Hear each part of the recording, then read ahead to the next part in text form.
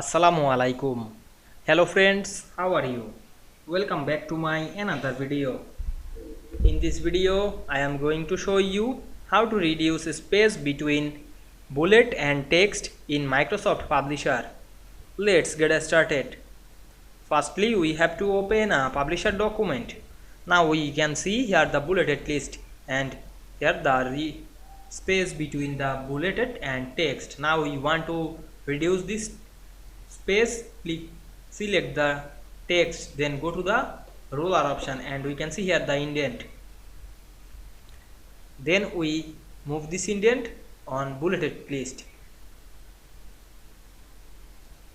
Then we can see we reduce the space between bullet and text very easily. I hope you enjoyed the video. Please like, comment, share and subscribe my channel. Thanks for watching.